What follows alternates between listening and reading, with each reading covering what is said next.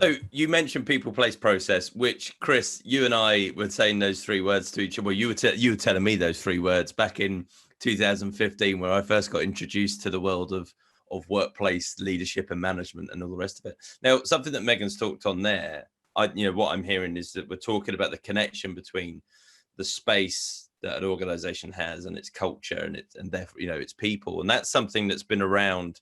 The idea has been around for a long time. You and I were involved in a project that tried to force HR and FM practitioners into the same room digitally, which called the Workplace Conversation, which was a force, surely not. Well, yeah, exactly. So we've been conspiring for a number of years now. But do you think, looking back at that experience, which I think was a positive one in a step along a series of steps, but looking back, it was far from what it needed to be. But do you think that this whole episode has allowed organizations to look at the interconnection between space and culture, and for people listening who are in organizations, and for organizations like Dan's that are trying to show the importance of workplace, this is a positive thing that we need to take advantage of, right? Yes and no. Okay. I agree with everything that Megan has talked about in terms of the shift to a greater focus on purpose type organizations rather than the traditional one. But I was serious when I said that we're in danger of trying to move into the new future sideways, because even the word hybrid denotes that it's a mix between two fixed bookends, the office and the home. And for many people, working at home is just not an option. And I think we have to go beyond hybrid and think really holistically. Now, that is bad news for those of us who come from the world of space, where the office has been long regarded as a fixed entity, which is a huge investment for many people. It's made a lot of money for a lot of other folk, and it's provided a lot of jobs for a lot of other folk. But the reality is we're in a new world, and the new world of work will be mixed between physical and cyber, not online, but cyber. And I think hybrid, for want of a better label at the moment, although it's inadequate, of some sort will be the mainstream within a very short order. You mentioned about the technology guys and the bank guys. Why is it the media always focus on those two? Bearing in mind that manufacturing and most of British business is made up of SMEs, but they too are shifting towards thinking very differently.